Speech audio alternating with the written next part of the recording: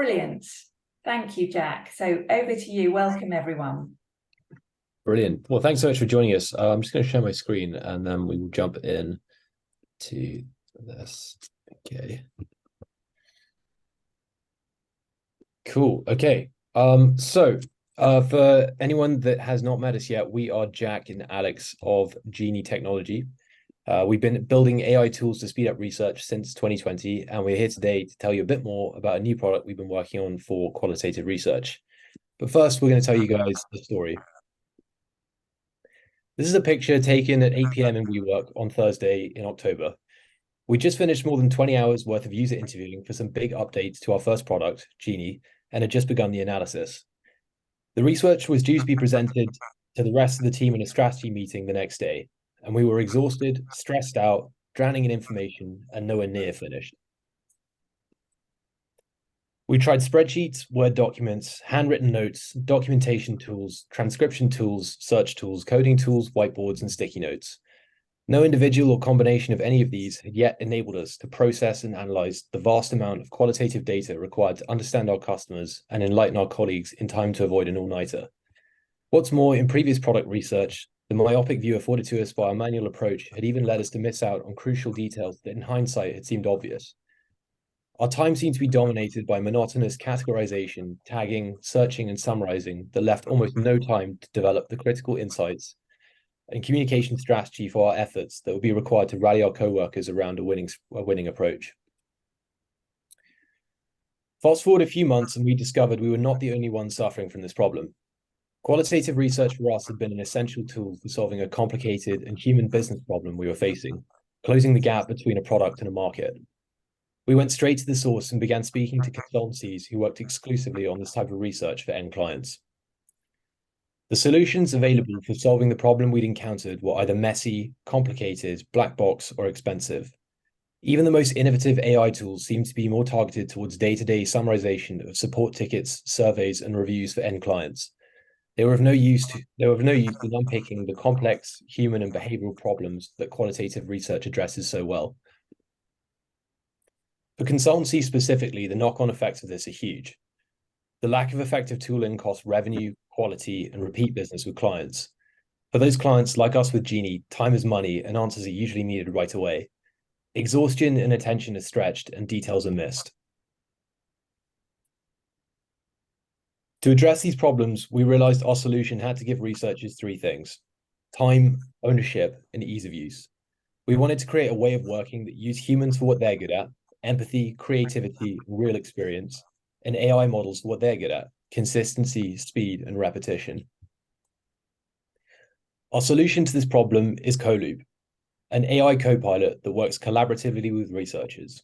Upload your transcripts, audio, video, and community data, and allow CoLoop to summarize, surface, and test ideas with direct cited links back to supporting evidence. With CoLoop, you can recall everything perfectly, analyze it thoroughly, and deliver high-quality reports. So how does it work? I'm going to hand over now to Alex to explain us through a short demo now of CoLoop. Yeah, hi everyone. So just going to pull this up on the screen now. Yeah, so here we have CoLoop. We've created a project, and in this project, we are looking at a 1-hour focus group regarding the voting experience for first-time voters in the US. We've already given CoLoop our discussion guide and outlined any client objectives. And what this does is it gives a bit of context to the AI so it knows what's going on. We're interested in understanding the motivations, obstacles, and decisions made by the participants in this group when accessing the voting service. The problem is that even though this was a single 1-hour group, it will produce the same amount of text as a typical college dissertation. And as you can see, that's a lot to get through, especially when you're short on time. Fortunately, in this case, CoLoop has already read, transcribed, extracted, and indexed the information, so we can start querying it with natural language questions. So what I'm going to do now is go over to the chat and start asking some questions to show you some of the capabilities of the tool. The first thing I'm going to ask are, what are the main things that motivated participants to vote? As you can see, CoLoop has responded with a bulleted list of key motivations, including encouragement from family and friends, external reminders, belief in the importance of voting, personal values and issues, and desire for change and impact. Included in each of these bullets are more detailed explanation, and if I click on any of the points, it will pull up the verbatim from the transcript in snippets. I can use this information to sense check the AI to understand how it's coming to its conclusions, but also to quickly extract quotes that can go into a slide deck or a report. The next question I want to ask is, what are the main obstacles they experience when going out to vote?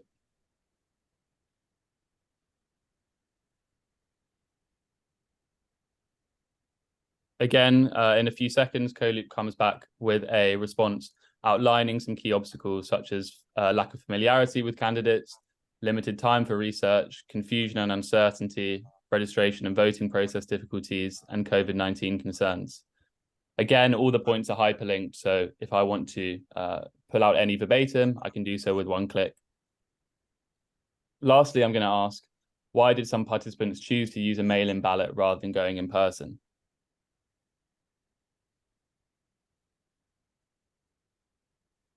Again, I get a nice set of different themes and ideas, which are all hyperlinked and related to evidence. Now, one of the great things about CoLoop is it's not just about pulling out themes or pulling out questions. I can use the chat to do more. So in this context, I'm going to say, summarize this conversation into 3 slides for a deck. What CoLoop's done is it's looked over the previous responses that I've just outlined, and it has transformed them into slides with titles and with different bullet points that I can include in each section. So I have the motivations to vote, the obstacles to vote, and the mail-in ballot versus in-person voting. And I have a selection of sub-bullets that outline some of the different points that have been brought out.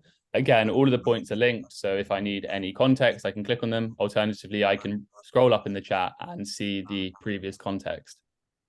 So using the chat is just one of the features and functionalities that we've got included in CoLoop. There are a variety of other things, but hopefully this gives you a nice introduction into how the tool works and how you might apply it to save time and improve productivity when it comes to analysis.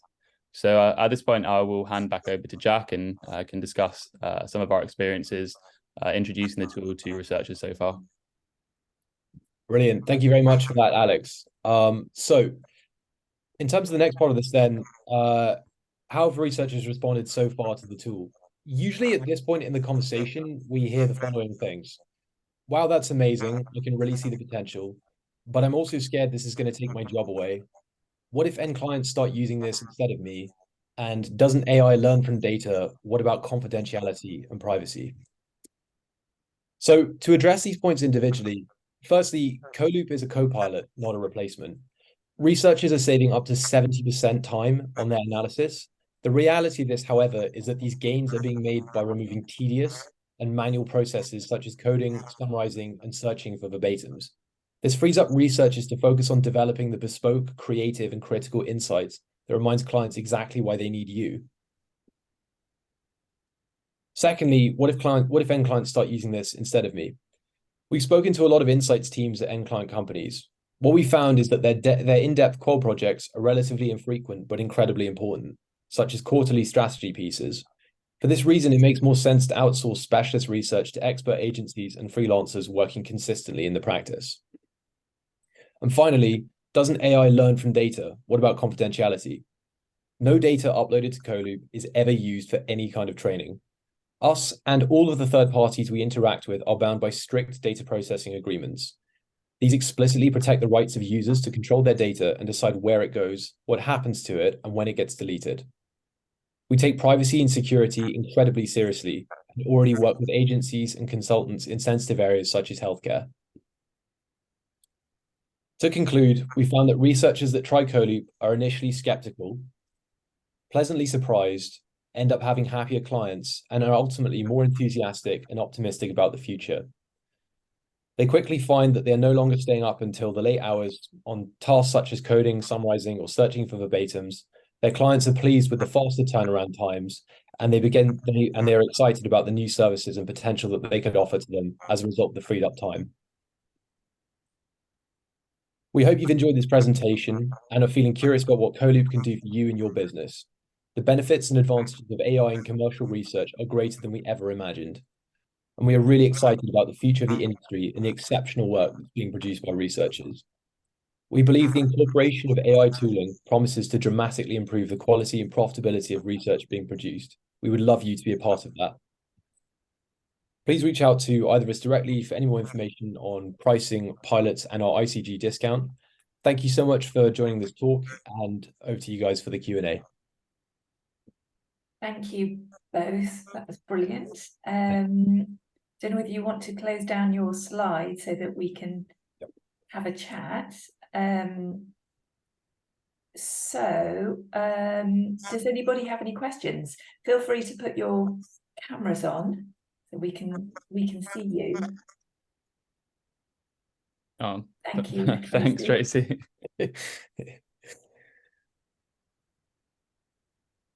Any questions? You can put them in there. Okay, so there's one from Mary. Did you just load in the recording? Can you see? You can see the questions yourselves, yeah? Yeah, I can see that. I can cover this one. Yeah. So hi, Mary. Thanks for joining. So yeah, we include AI transcription in the tool. So you can upload audio or video directly, and we can handle transcription for that. One of the benefits of doing that is that it puts the data in the ideal format for our system to work. So you'll be able to go to ask questions and use some of the other functionality in the tool straight off the bat. We're using a pretty state-of-the-art transcription model that was just released a few months ago. It's been benchmarked against other AI transcription services in the space and performs considerably better. You can fine-tune it or define custom parameters for things like regional accents, which often throw up some problems with AI transcription. And you can also put in keywords for things like brand names or any jargon that, again, might not necessarily be picked up. So there's quite a lot of flexibility about the transcription in the tool. Anybody else?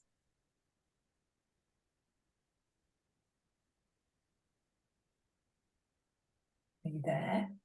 Nobody's got their... it's disconcerting, isn't it, when you can't see the faces? Oh, here's one. There's one from Carol. Audio only and in different languages.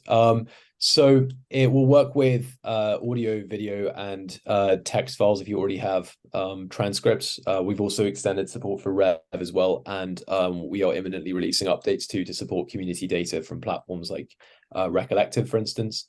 In terms of the language support, it doesn't work currently for other languages. The limitation there for us is really the handling of the transcription. We're working on a plugin for Zoom, which should pave the way towards more support for other languages, but currently it's English only. We've got another one. Presumably it can handle multiple interviews at the same time and do a summary, no limits in terms of hours of recording. Yep, that's correct. So it can deal with multiple focus groups or depth interviews as well. So if we were to do a full demo, we could kind of show you guys as well how we deal with that via segmentation and kind of uploading multiple files, audio, video, transcripts. In terms of the ideal size, we've kind of built and tested the system to work really well for your classic kind of a set of focus groups or sort of 30 to 40 depth interviews. That's the extent to which we've tested it. You can go above that. And we've kind of continued to sort of build this in mind of a, with the sort of standard qual project in mind. On this next question, regarding data privacy, would we need to inform our end clients and or participants that we are using an AI platform, CoLoop? So with this type of thing, we have data processing agreements. We'll typically exchange NDAs with our clients as well.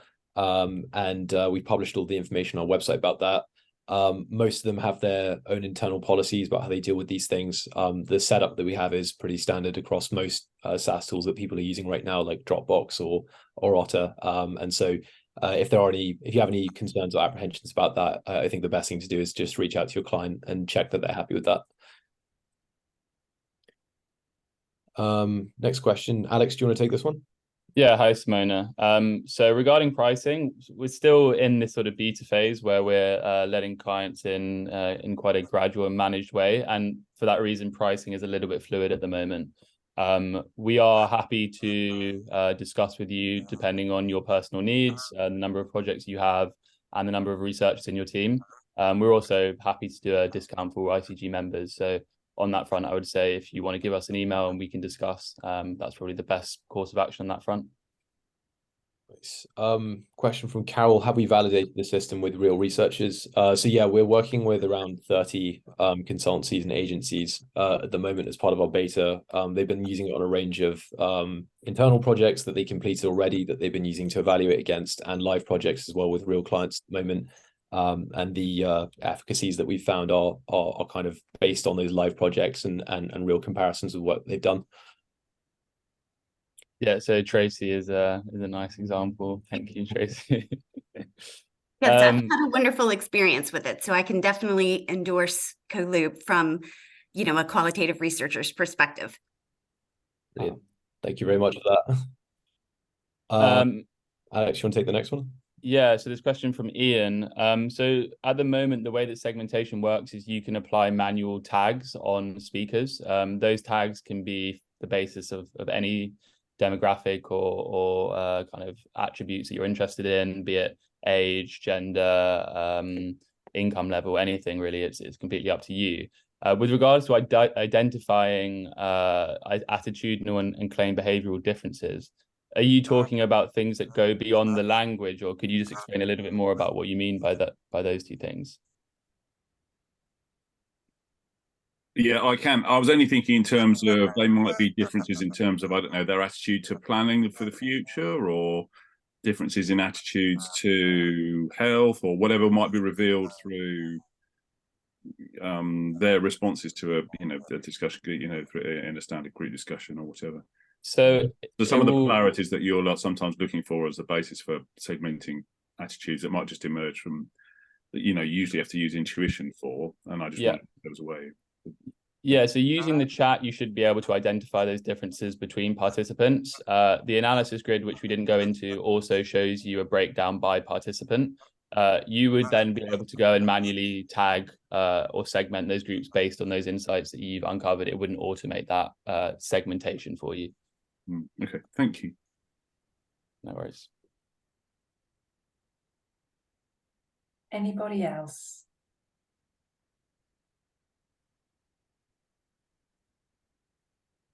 No. Any other questions? Okay, so I'm going to circulate the recording to everybody anyway. Thank you so much, both of you, for presenting today.